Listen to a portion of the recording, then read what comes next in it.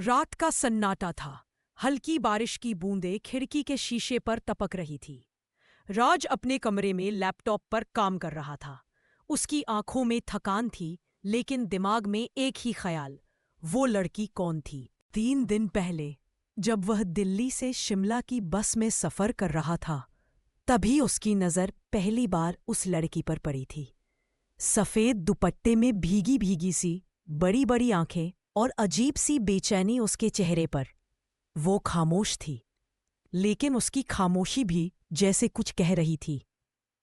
बस एक झटका खाती है और लड़की अचानक राज की गोद में गिर जाती है। राज उसे संभालते हुए कहता है, आप ठीक तो हैं? लड़की कांपते हुए सिर हिलाती है, हाँ मैं ठीक हूं। लेकिन उसके हाथ में एक छोटा सा कागज का टुकड़ा गिरता है। राज उसे उठाने ही वाला था कि लड़की ने तुरंत झटके से वो कागज छीन लिया।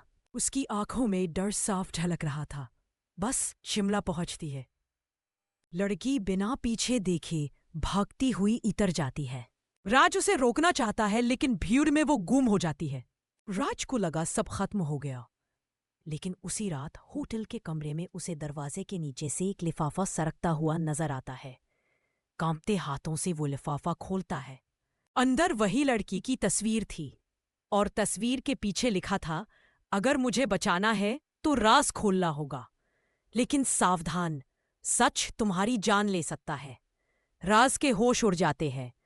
वो लड़की कौन है? कौन उसे खतरे में डाल रहा है? और ये राज क्या है? राज सारी रात सो नहीं पाया। उस तस्वीर में वही लड़की थी, लेकिन उसके चेहरे पर खून के धब्बे थे और आंखों में खामोश चीख। सुबह सुबह आरव होटल से बाहर निकला, मन में सवालों का तूफान लिए।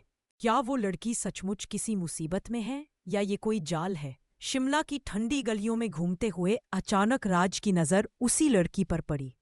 वो एक चर्च के पास खड़ी थी, बेचैन होकर बार बार पीछे मुड़कर देख रही थी। राज तुरंत उसकी तरफ बढ़ा। सुनो, तुम कल बस में घबराकर उसके होंठों पर हाथ रख दिया। प्लीज कुछ मत बोलो, मुझे यहाँ किसी ने नहीं देखना चाहिए। आरव हैरान, तुम कौन हो? मुझे वो तस्वीर क्यों भेजी? लड़की की आंखों में आंसू थे। मुझे तुम्हारी मदद चाहिए, लेकिन अगर तुमने मेरा साथ दिया तो शायद तुम्हारी जान भी खतरे में पड़ सकती है। राज ने उसकी आंखों में देखते हुए कहा, तुम पर भरोसा न करूं तो किस पर करूं? लड़की कांपते हुए बोली, मेरा नाम अंजलि है, और मैं जिस राज को छुपा रही हूं, अगर वो सामने आया तो बहुत से लोगों की जिंदगी तबाह हो जाएगी। अचानक पीछे से एक काली गाड़ी आकर रुकी। 2 नकाबपोश लोग बाहर निकले और सीधा अंजलि की ओर बढ़े। अंजलि डरकर आरव का हाथ पकड़ती है। भागो, वरना हम दोनों खत्म हो जाएंगे। राज उसका हाथ कसकर पकड़ लेता है और दोनों भागते हुए पहाड़ की घुमावदार गलियों में गायब हो जाते हैं। लेकिन जैसे ही वो एक मोड़ पर पहुंचते हैं, राज अचानक देखता है कि उसके अपने होटल रूम की खिड़की से कोई उनकी तरफ देख रहा है, और वो चेहरा बिल्कुल उसकी मृत मंगेतर रिद्धिमा का था। राज के कदम अचानक थम गए। खिड़की पर दिखा चेहरा देखकर उसकी सांसें रुक सी गईं। रिद्धिमा? उसमें खुद से बुदबुदाया, लेकिन ये कैसे हो सकता है? रिद्धिमा तो 2 साल पहले एक सड़क हादसे में मर चुकी थी। राज ने खुद उसकी राख गंगा में विसर्जित की थी। अंजलि ने उसका हाथ खींचा। क्या कर रहे हो? वो लोग पीछे आ रहे हैं। राज हड़बड़ाकर आगे बढ़ा, लेकिन उसका दिमाग अब और उलझ चुका था। क्या उसने सचमुच रिद्धिमा का चेहरा देखा था, या ये उसकी आंखों का धोखा था? दोनों भागते भागते शहर से दूर एक पुराने गेस्ट हाउस में छिप गए। बारिश तेज हो चुकी थी, दोनों भीगकर कांप रहे थे। राज ने पहली बार अंजलि की आंखों में सीधा देखा।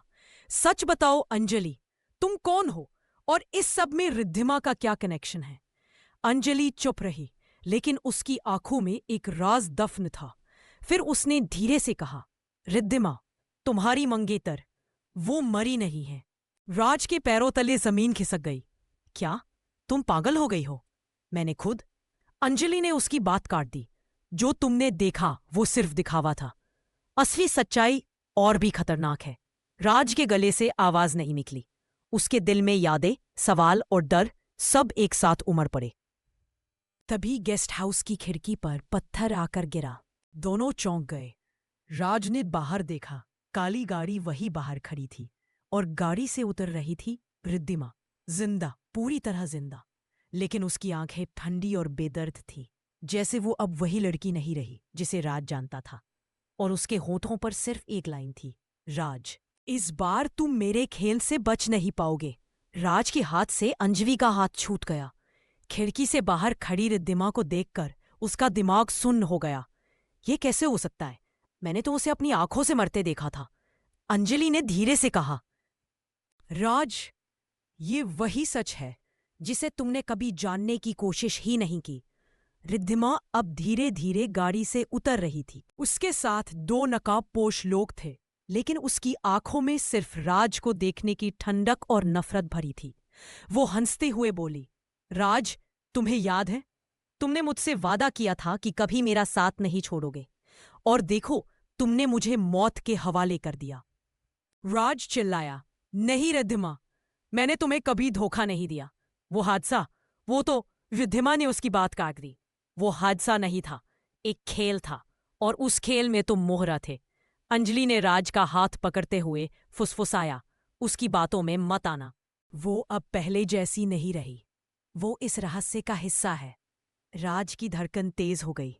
मतलब रिद्धिमा जिंदा है और किसी बड़े खेल में शामिल है। लेकिन अंजलि भी तो मुझे पूरा सच नहीं बता रही। रिद्धिमा ने अपनी जेब से एक चेन निकाली जिस पर खूबसूरत लॉकेट लटक रहा था।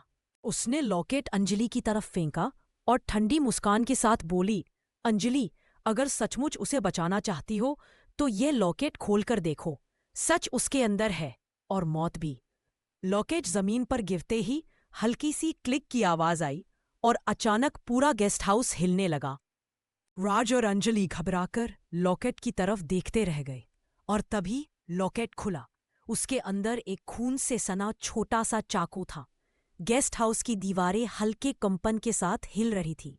लॉकेट जमीन पर खुला पड़ा था और उसके अंदर रखा खून से सना चाकू किसी पुराने राज का गवाह लग रहा था। राज के माथे पर पसीना था। उसने कांपे हाथों से चाकू उठाया। अचानक उसकी आंखों के सामने वो हादसा घूमने लगा जिसमें रिद्धिमा की मौत हुई थी। बरसात की रात, सुनसान सड़क, कार का ब्रेक फेल होना और रिद्धिमा का खून से लथपथ शरीर, लेकिन वो चाकू उसी हादसे की याद से जुड़ा था। राज ने चौंक कर कहा, ये तो वही चाकू है जिससे कार के ब्रेक कटे थे। पर ये यहाँ कैसे? अंजलि की आंखें चौड़ी हो गईं। यानी तुम्हें पता था कि ब्रेक काटे गए थे? राज ने गुस्से से कहा, हाँ, लेकिन मैंने किसी को नहीं बताया, क्योंकि मुझे खुद शक था कि उस हादसे के पीछे कोई अपना ही था। इतना कहते ही रिद्धिमा की हंसी गूंज उठी। वो खिड़की पर खड़ी ताली बजाते हुए बोली, वाह राज, आखिरकार तुमने सच कबूल कर ही लिया। तुम्हें सच पता था, फिर भी तुमने सबको मेरे मरने का यकीन दिला दिया। राज हक्का बक्का रह गया। रिद्धिमा, मैं तो तुम्हें बचाना चाहता था। रिद्धिमा की आंखें खतरनाक चमक रही थी। नहीं राज, तुम मुझे बचाना नहीं चाहते थे। तुम चाहते थे कि मैं मर जाऊं ताकि तुम अंजलि को पा सको। अंजलि सन्न रह गई। ये झूठ है। राज ने ऐसा कुछ नहीं किया। लेकिन राज की आंखों में अब एक अजीब डर था, जैसे उसके अतीत का कोई सच अंजलि के सामने उजागर होने वाला हो। रिद्धिमा की आवाज गूंजी, अंजलि, क्या तुम जानती हो राज और मेरे बीच असली दरार किस वजह से आई थी? अंजलि ने कांपती आवाज में पूछा, किस वजह से? रिद्धिमा की मुस्कान और गहरी हो गई, क्योंकि उस दरार के पीछे तुम्हारा नाम था। गेस्ट हाउस की हवा भारी हो गई थी। राज और अंजलि दोनों स्तब्ध खड़े थे। रिद्धिमा ने ठंडी मुस्कान के साथ कहा, हाँ अंजलि, हमारी जुदाई का कारण तुम ही थी। अंजलि का चेहरा फीका पड़ गया। ना नहीं, ये झूठ है। मैं राज से उस हादसे से पहले कभी मिली ही नहीं थी। रिद्धिमा की आंखों में नफरत चमक रही थी। ओह, तुम्हें याद नहीं? तो मैं याद दिलाती हूँ। 2 साल पहले शिमला की लाइब्रेरी में तुम और राज मिले थे। तुम दोनों के बीच घंटों बातें हुई थी, और उसी दिन से राज के दिल में मेरे लिए जगह बदलने लगी थी। राज ने जोर से कहा, बस करो रिद्धिमा। तब अंजलि से मेरी पहली मुलाकात तो बस 3 दिन पहले बस में हुई थी। रिद्धिमा हंस पड़ी। तुम झूठ बोल रहे हो राज, और सच छुपाकर तुम किसी को नहीं बचा सकते। अंजलि, तुम ही इस कहानी की असली चाबी हो। अंजलि की आंखों से आंसू बह निकले। मुझे कुछ समझ नहीं आ रहा। अगर मैं ही चाबी हूं तो फिर मुझे कुछ क्यों याद नहीं? रिद्धिमा पास आकर फुसफुसाई, क्योंकि तुम्हारी यादें छीन ली गई हैं और जिसने ये खेल खेला है वो कोई और नहीं बल्कि राज है। राज की सांसें रुक गईं। क्या बकवास कर रही हो? लेकिन अंजलि अब कांप रही थी। उसकी नजर बार बार उस खून से सने चाकू पर जा रही थी। तभी गेस्ट हाउस की लाइट एकदम बुझ गई। चारों तरफ अंधेरा छा गया और अंधेरे में किसी की आवाज गूंजी, अब सच सामने आएगा और उसके साथ खून भी। गेस्ट हाउस में अंधेरा छाया हुआ था। सिर्फ खिड़की से आती बिजली की चमक कभी कभी कमरे को रोशन कर देती थी। राज, अंजलि और रिद्धिमा तीनों सन्नाटे में खड़े थे और वो रहस्यमयी आवाज गूंज रही थी, अब सच सामने आएगा और उसके साथ खून भी। अंजलि ने डरते हुए राज का हाथ पकड़ा। ये आवाज किसकी थी? रिद्धिमा की आंखों में ठंडी चमक थी। वो आवाज उस शख्स की है जो इस खेल का असली मास्टर है। अचानक पीछे का दरवाजा चरमराता हुआ खुला। एक काली परछाई अंदर आई। उसके हाथ में पुरानी डायरी थी और चेहरा अंधेरे में छिपा हुआ। वो धीमी आवाज में बोला, राज, 2 साल पहले का सच्चाई आज सबके सामने खोलनी ही पड़ेगी। राज की धड़कनें तेज हो गईं। कौन हो तुम? परछाई ने हंसते हुए कहा, तुम मुझे भूल गए? मैं वही हूं जिसने तुम्हारी जिंदगी की डोर अपने हाथों में बांध रखी है। बिजली चमकी और चेहरा दिखा। वो कोई और नहीं बल्कि राज का सगा बड़ा भाई आदित्य था। अंजलि और रिद्धिमा दोनों हक्के बक्के रह गए। आदित्य ने डायरी राज के सामने फेंकी। इसमें दर्ज है हर सच कि किस तरह रिद्धिमा के हादसे की साजिश रची गई और क्यों अंजलि की यादें मिटाई गई। राज की आंखें चौड़ी हो गई। ना, नहीं, ये झूठ है, आदित्य ने ठंडी मुस्कान के साथ कहा। झूठ? तो फिर ये डायरी किसकी लिखावट में है? अंजलि ने कांपते हाथों से डायरी खोली। उसके पहले पन्ने पर लिखा था, मैं राज। अंजलि के हाथ कांप रहे थे। उसने डायरी के पहले पन्ने पर लिखा पढ़ा, मैं राज अपनी मोहब्बत और अपनी नफरत दोनों को यहां लिख रहा हूं। राज चिल्लाया, नहीं, ये लिखावट मेरी नहीं है, ये किसी ने मेरे नाम से लिखा है। आदित्य ने एक ठंडी हंसी के साथ कहा, सच से भागोगे कब तक? छोटे भाई, ये डायरी तुम्हारे राज खोलने के लिए काफी है। अंजलि ने पन्ने पलटने शुरू किए। हर पन्ने पर ऐसी बातें लिखी थीं जिन्हें सुनकर उसकी आंखों से आंसू बह निकले। रिद्धिमा मुझे धोखा दे रही है, शायद उसका दिल किसी और पर आ गया है। अंजलि, वो लड़की मेरी जिंदगी में रोशनी बनकर आई है, लेकिन रिद्धिमा मेरे रास्ते की दीवार है। अगर रिद्धिमा मेरे रास्ते से हट गई तो सब आसान हो जाएगा। अंजलि ने कांपती आवाज में कहा, राज, क्या ये सच है? क्या तुमने ही? राज की सांसें तेज हो गईं। नहीं अंजलि, मैंने कभी तुम्हें धोखा नहीं दिया। ये सब फरेब है। रिद्धिमा की आंखों में आंसू थे, लेकिन उसकी आवाज सख्त थी। अगर ये सब झूठ है तो फिर उस रात कार के ब्रेक किसने काटे थे? क्योंकि हादसे से 1 दिन पहले मैंने तुम्हें उसी वर्कशॉप के पास देखा था। राज चौंक पड़ा। क्या तुमने मुझे वहां देखा? अंजलि ने डायरी का आखिरी पन्ना खोला। उसमें सिर्फ एक लाइन लिखी थी, अंजलि, अगर तुझे पाना है तो खून करना ही होगा। गेस्ट हाउस की हवा भारी हो गई। अंजलि कांपकर पीछे हट गई। आदित्य ने मुस्कुराते हुए कहा, अब बोलो राज, ये डायरी तुम्हारी नहीं तो और किसकी है? राज के चेहरे पर हैरानी, डर और बेबसी सब झलक रहे थे, लेकिन उसकी आंखों में एक और सच्चाई छिपी थी और उसने धीरे से कहा, ये डायरी मेरी नहीं है, ये तो उसी शख्स की है जिसने अंजलि की यादें चुराई थी। गेस्ट हाउस में सन्नाटा और गहरा गया। राज की आवाज गूंजी, ये डायरी मेरी नहीं है, ये उसी शख्स की है जिसने अंजलि की यादें छीनी थीं। अंजलि और रिद्धिमा दोनों ने एक दूसरे की तरफ देखा। आदित्य की मुस्कान ठंडी पड़ने लगी। राज ने उसकी तरफ इशारा किया, ये सब आदित्य ने किया है। आदित्य जोर से हंस पड़ा। वाह राज, आखिरकार तुमने सच मान ही लिया। हाँ, ये डायरी मेरी है, लेकिन सच सिर्फ इतना नहीं है। अंजलि की आंखों में डर था, तो मेरी यादें क्यों मिटाई गई? आदित्य ने उसकी ओर देखा, क्योंकि अंजलि, तुम ही वो गवाह थी जिसने उस रात कार की ब्रेक कटते हुए देखे थे। तुम्हें सब याद था, और अगर तुमने सच बताया होता तो मैं पकड़ा जाता। अंजलि की सांसें अटक गईं। मतलब रिद्धिमा का हादसा तुमने करवाया? आदित्य की आंखों में पागलपन था। हाँ, क्योंकि मैं रिद्धिमा से प्यार करता था, लेकिन उसने मुझे कभी चाहा ही नहीं। वो सिर्फ राज के नाम की दीवानी थी। मैंने सोचा अगर वो मर जाएगी तो राज अकेला रह जाएगा और अंजलि, तुम मेरी हो जाओगी। अंजलि का दिल दहल गया। तुमने मेरे साथ भी खेला? आदित्य ने ठंडी हंसी हंसी। हाँ, मैंने तुम्हें कैद किया, तुम्हारी यादें मिटाईं और तुम्हें फिर से राज के रास्ते में डाल दिया, ताकि तुम दोनों एक दूसरे पर शक करो और मैं जीत जाऊं। रिद्धिमा चिल्लाई, तुम पागल हो आदित्य। मैंने तो उस हादसे में अपनी जिंदगी खोई और तुम सोचते रहे कि इससे तुम्हें प्यार मिलेगा। राज गुस्से से फट पड़ा। आदित्य, तूने सब बर्बाद कर दिया। अंजलि, रिद्धिमा, सबकी जिंदगी खेल बना दी।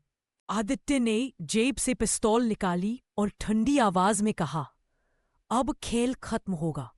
राज, या तो तू मरेगा या अंजलि। अंजलि चीख उठी।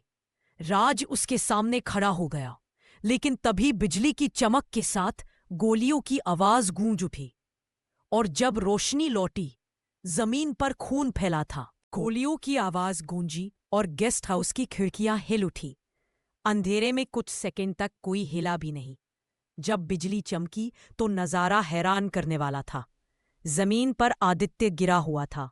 उसके हाथ से पिस्तौल दूर जा चुकी थी। राज और अंजलि सन्ने खड़े थे और रिद्धिमा की आंखों से आंसू बह रहे थे, क्योंकि बंदूक की गोली उसी ने चलाई थी। उसकी हथेली कांप रही थी। मैं अब और नहीं सह सकती थी। आदित्य ने सब बर्बाद कर दिया था। राज उसके पास दौड़ा। रिद्धिमा, तुमने मुझे क्यों नहीं बताया कि तुम जिंदा हो? रिद्धिमा ने भारी सांस लेते हुए कहा, क्योंकि आदित्य ने मुझे कैद कर रखा था। उसने मेरी मौत का झूठा ड्रामा रचा और सबको यकीन दिला दिया कि मैं मर चुकी हूं।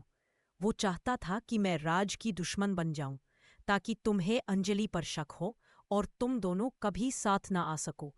अंजलि की आंखों से आंसू झर रहे थे, तो मेरी यादें भी उसी ने छीनी थी। रिद्धिमा ने सिर हिलाया। हाँ, क्योंकि तुम सच्चाई की अकेली गवाह थी। आदित्य आखिरी सांस लेते हुए फुसफुसाया, प्यार मेरा जुनून था, लेकिन तुम तीनों ने मुझे ठुकरा दिया। और उसके होठ हमेशा के लिए बंद हो गए। गेस्ट हाउस में गहरी खामोशी छा गई।